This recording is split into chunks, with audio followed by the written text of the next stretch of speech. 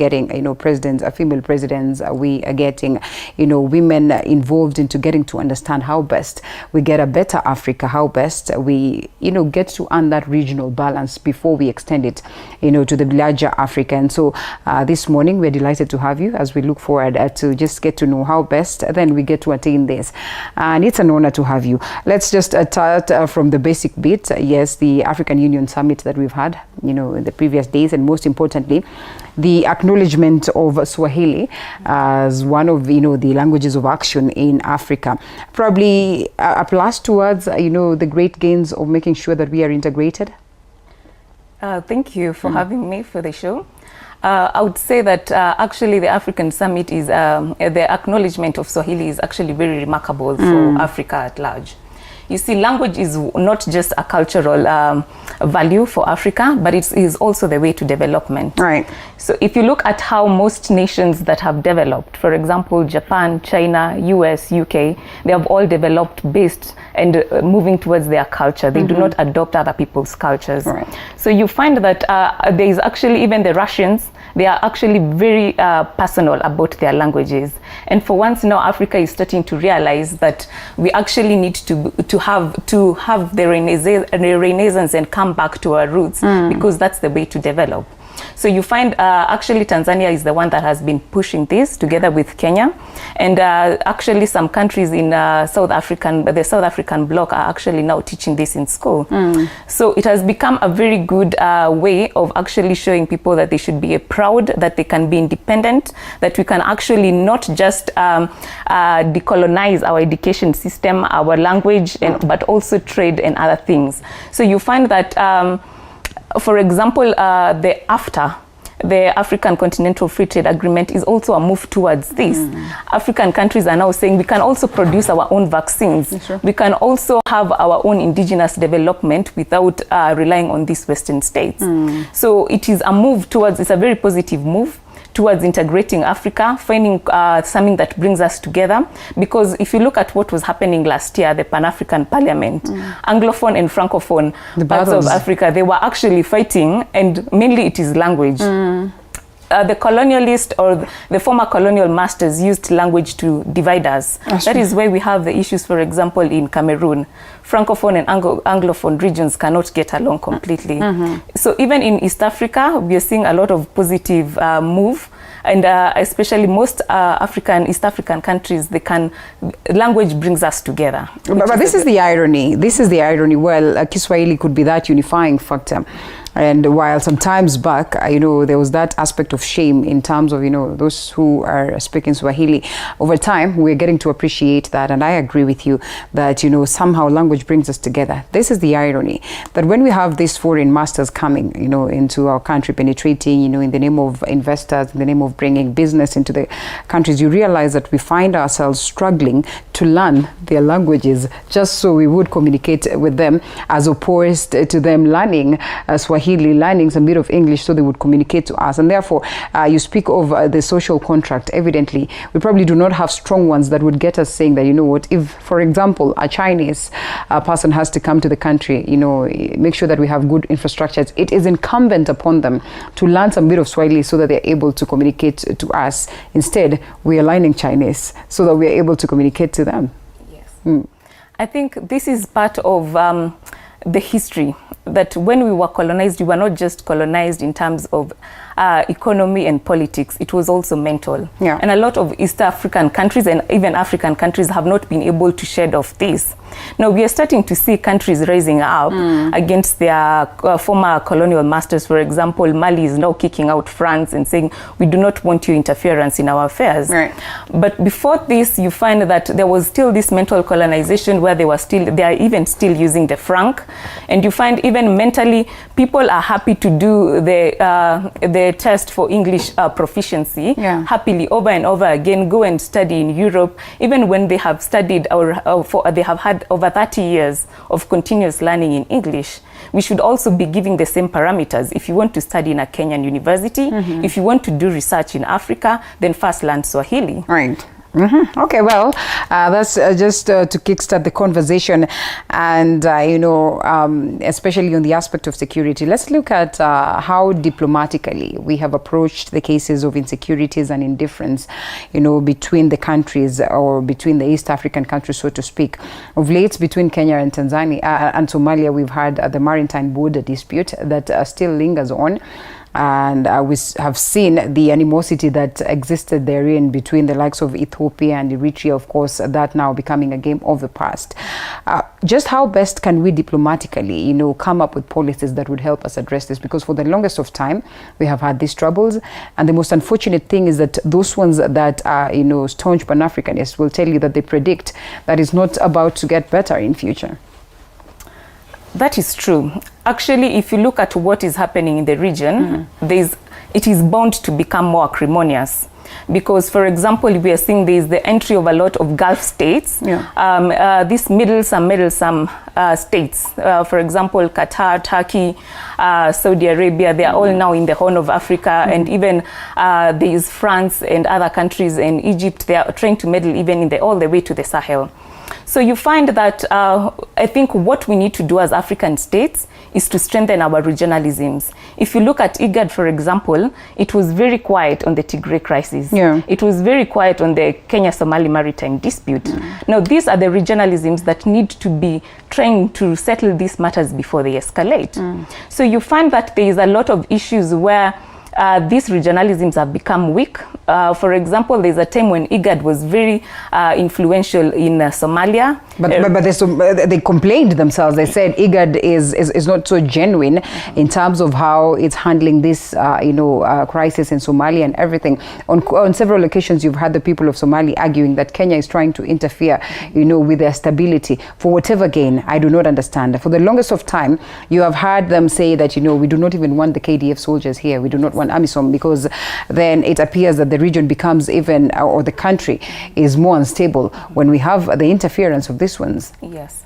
I think the most important thing is the realization that we are all interconnected, especially the Horn of Africa. We have Somalis who are scattered across Ethiopia, Kenya, Somalia, Djibouti, and all of them, these people-to-people relations are very important. So they need to realize that there is a bigger goal. They should not fall into the trap of geopolitical actors who want to divide them.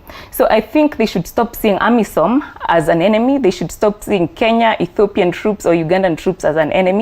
Because if these troops were to exit today, Somalia would fall. And the ones who will benefit is Al-Shabaab. So I think they need to see the bigger picture, that across, beyond these rivalries that are being created by geopolitical actors, there is something that brings them together. We are neighbors. So it means that at the end of the day, whether we fight or not over these resources, that we'll still have to coexist somehow. We still have to trade among each other. So I think the most important thing right now is to realize that there are things that we need to make defense pacts to deal together, strengthen our regionalisms, cooperate on, for example, the drought and famine that is ravaging the Horn of Africa. These are things they should be looking to bring them together instead of allowing all this interference from outside partners. How well, when we acknowledge that there is a problem in Ethiopia in terms of stability, there is a problem in Somalia in terms of stability, it's not like Eritrea is at its best, and hugely there's been that dependency on aid from the West. There's been that aspect where you have to look up to them to get the direction. And I mean, the other day, the European Union trying to chart ways and approaches as to how they make sure that at least there's that existence of unity in Africa. We are hugely dependent on the bigger brothers. How well can we just run away from them and say, we have to acknowledge that we are here and we are for a moment before we look at what they bring on board in terms of making sure that we are enjoying security? I believe that actually the external partners that we have, the likes of Europe, US, IMF, World Bank, they are not really bad partners. Even China. Yes, people are saying there is a debt burden, etc., that we are being hoodwinked, but it all depends with how do we use the resources that we gain? How do we leverage the loans that we are getting? So I think the bigger picture is how do we engage, how do we leverage? Definitely when we are divided, they are more likely to take advantage. And we can always choose how do we engage with them, and what are they going to invest in? So you find that some people or some development actors have actually focused on peace and security, and in the process they're actually destabilizing some of these countries and using them for proxy wars. Now this is what we need to move away from. Let us engage with them in matters of infrastructure, economic development. We want more trade. We need to tell them we do not need aid. We now need to have you to open up your markets. We need to sell our goods to you. And I think this is where now we come back to multilateral agreements. Definitely when we are alone, when you're acting alone, you're going to get a very unbalanced deal because your economies are not at par. It's a very asymmetrical relationship. But when you come together as regions, for example, the East African community, you're able to negotiate for better terms to access their markets. So I think aid is important because without aid we cannot meet the budget needs that we need to cover for our financial years. But at the same time, we need to look at where is this aid going to, and is it being used in the right manner? Yes. All right, and we have had these conversations. We have to acknowledge, and we have seen our leaders, in unison, walking to, say, the United Kingdom, walking to China, and they say, we now have to negotiate on a 50-50 basis. That as Africans, this is what it is that we get, and this is what you take from us, and it benefits us on grounds that are favorable for us. But even still, we have not realized so much of gains, and we keep asking ourselves, what stops us from this? Do you suppose the African leaders are genuine in the push for making sure that it's a 50-50 affair for the people of Africa, as opposed to what has been there for the longest of time, especially when we're talking about how well we are endowed with resources? Of course, I think African countries have not known their worth. They are actually still allowing the minerals that they have to be exploited without them getting at least that 50-50 deal out of it. So you find that, for example, the likes of Sudan, very endowed in oil, Congo, which is one of the richest, or actually the richest African country in terms of natural resources, are still in poverty. Yet China and other countries, the US, are now thriving out of the resources that they have. And in the process, these countries are actually even creating conflict so that they can continue exploiting these resources with impunity and without accountability. I think now this is where it comes to African countries saying, no, we need to be involved in the management of our resources. And I'll give a good example. I would commend what the Somali government did last week. There was the case where the Ministry of Petroleum and Natural Resources actually signed a product sharing resource agreement with coastline exploration, without the support of the president or the prime minister. In August last year, the president had actually said, President Famaja had actually said that during elections, no one is allowed to sign any deal or any contract until we have a change of government, so that our resources are not exploited, our people are not taken advantage of. So when the minister went ahead and made this deal, it caused a lot of uproar, and immediately the Attorney General, the President and the Prime Minister said that deal is null and void. I think this is what African countries need to stand for. But hold it right there. This is happening at a time when Somalia is ripe for, the aspect of change of government. And we all understand how well, again, the leaders will try to coin narratives and change stuff so that at least, the people are able to sustain them, at the positions of leadership. We have talked about the maritime border dispute between Kenya and Somalia. And for the longest of time, they said, Farmajo is almost taking that hard stance because, well, he wants to impress the people so that they can still maintain him in power. Do you suppose that was genuine, or that was politically instigated for their very own benefits? Of course, I would say actually that during transition is when most of the resources are plundered. This is when our investors and other geopolitical actors take advantage of African countries. We saw that even with Kabila during the transition to Tshisekedi, where he took really advantage to transfer funds and actually give out royalties to all these countries, and investors. So I would actually say that the maritime dispute was largely politicized by the Farmajo regime. He wanted to be re-elected, and certainly he's going to get that re-election because people are happy that he actually protected their maritime territory, in quotes. So what we are seeing here is that Somali is very fragile. there is no one center of command, and that is what geopolitical actors take advantage of, the fragility, the weak institutions. So they look at this state and they see you're not able to control or to patrol your maritime waters. They come and do illegal fishing. They realize that you're not able to patrol your maritime waters. They come and dump nuclear resources, waste there, and radioactive waste there.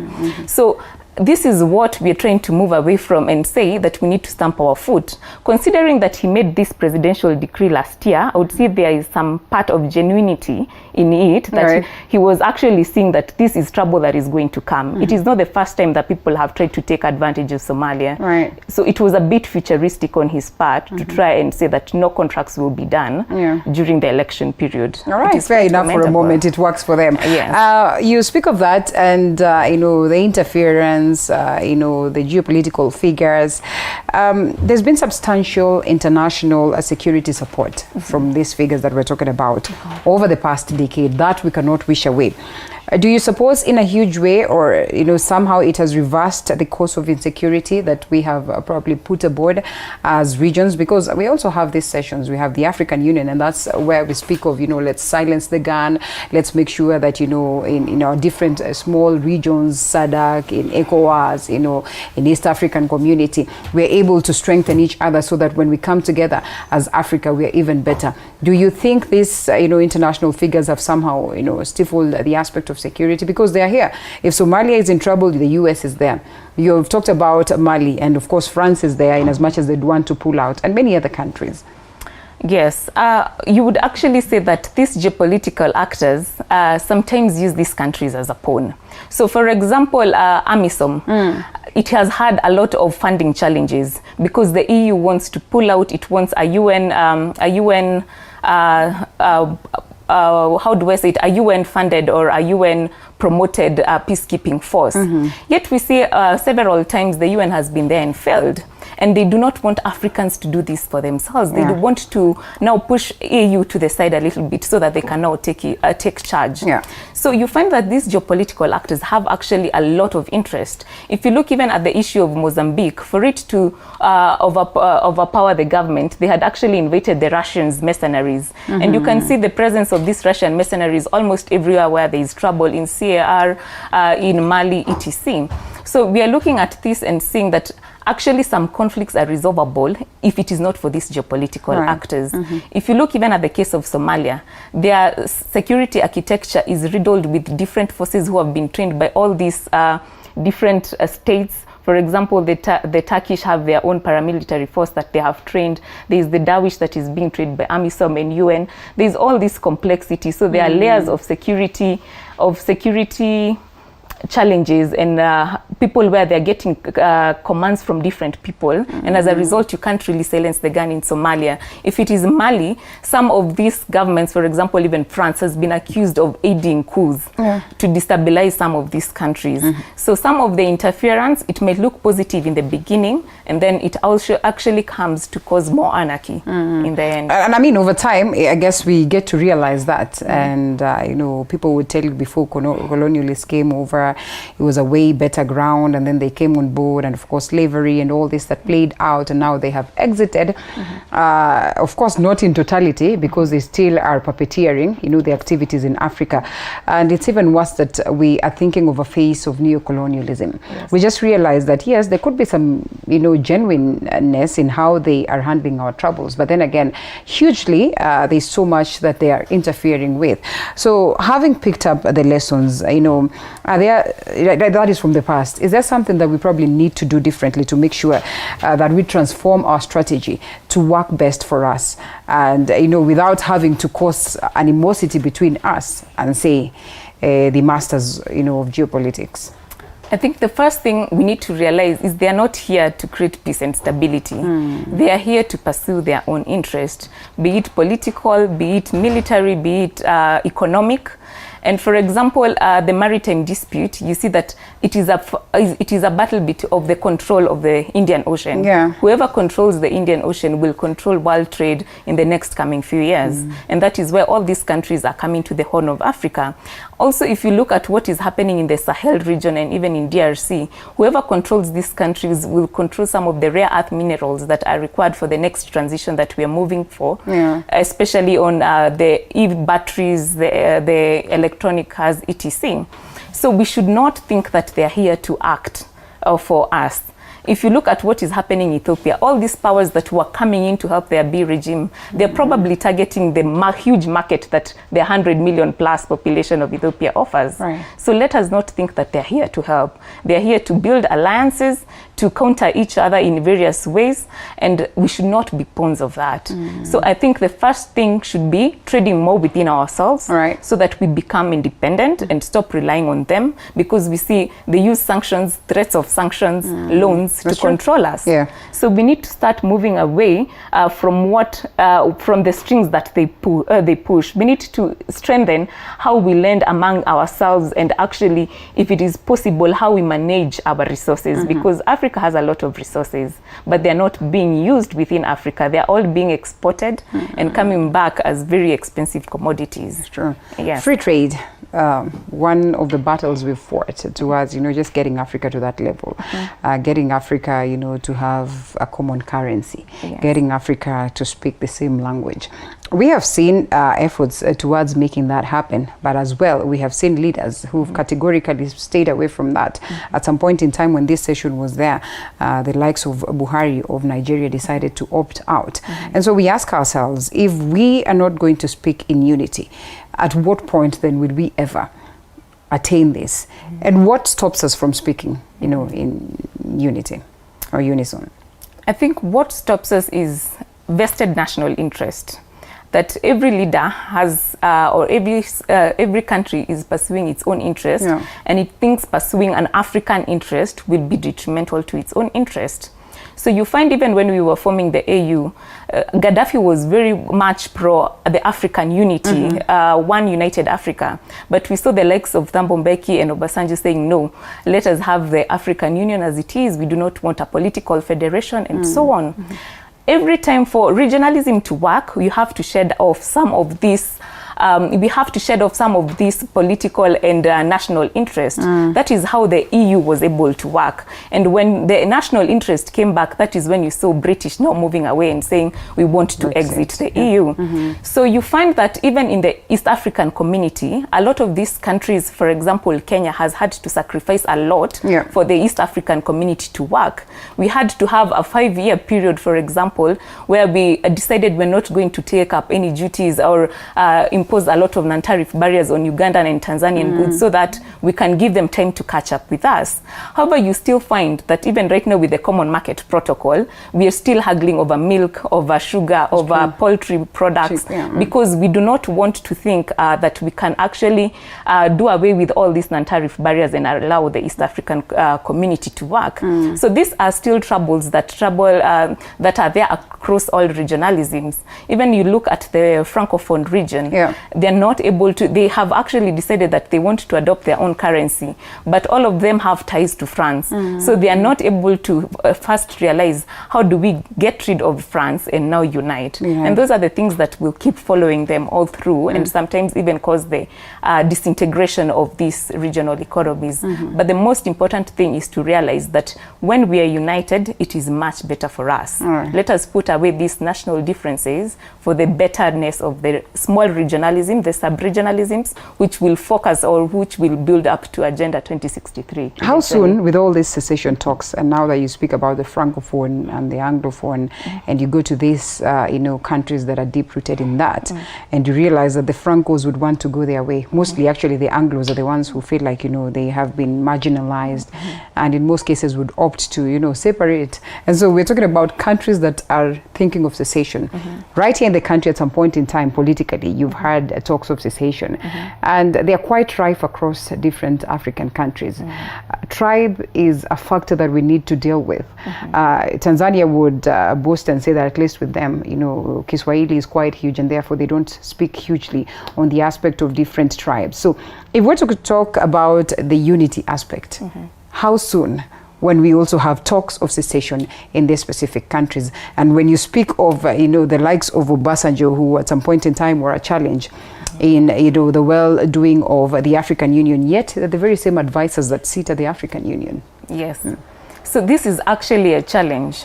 If you look at it, this almost every country has an issue with boundary, because these were regions, or they were constructions of the West. Yeah. So you find, like, even the issue we have with Somalia is about the agenda of pan-Somalism, where they want to unite the 5 territories of Somalia. If you go to the West African countries, they have had a lot of territorial disputes. We have the Sahrawi Republic, where Morocco and Sahrawis are trying to haggle over how they're going to divide their territories. Even in Ethiopia itself, some of the issues between the Tigrayans, actually the issue between the Tigray and the Amhara region is basically because of territory. And you see that each of the region is allowed to actually secede if they wished to.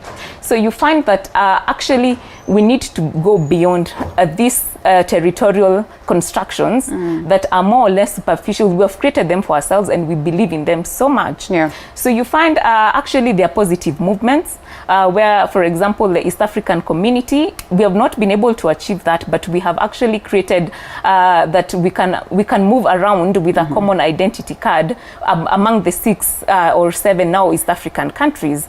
Now this is supposed to be cascaded up all the way to the African Union level, where you can actually travel freely within the African all the African states. So we are not going to have at some point all these restrictions where you're Kenyan, you're Ethiopian, I am Tanzanian, Ugandan, etc. You'll be able to move all the way from Cape Town all the way to Cairo without any hindrances.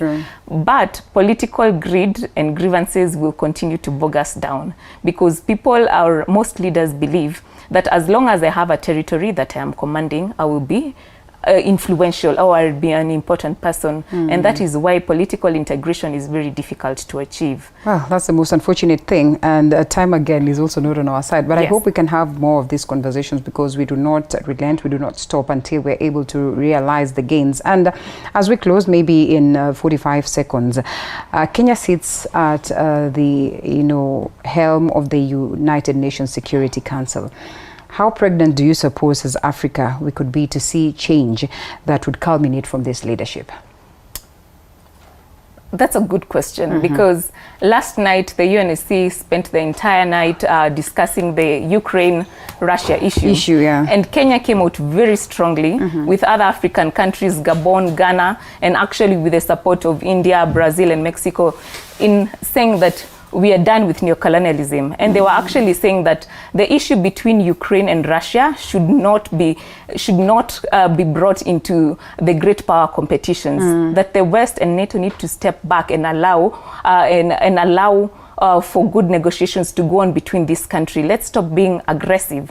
You see, Kenya actually abstained from a vote that I think 2 weeks ago. And it was very important, because African countries, and the voice of Kenya has come out very strongly, saying that we need to ensure diplomacy and compromise works. We need to always uphold the relationship between 2 states that are neighbors. And what we're trying to say is the position of non-interference is very paramount. We need to stop geopolitical meddling in internal states and internal affairs of other states, which is very important moving forward. Actually, I would say that Kenya's position in the UNSC has served a lot in bringing the African voice to be heard on these issues. Well, I hope we can be heard to a point of greatness. Thank you so much, Janet Kiguru, for speaking to us. Janet is the resident research fellow for diplomacy and foreign policy at the GLOCEPS. Once again, in full, GLOCEPS is? The Global Center for Policy and Strategy. Yes. And together we appreciate what it is that you do, as we all look forward to embrace that aspect of Pan-Africanism and,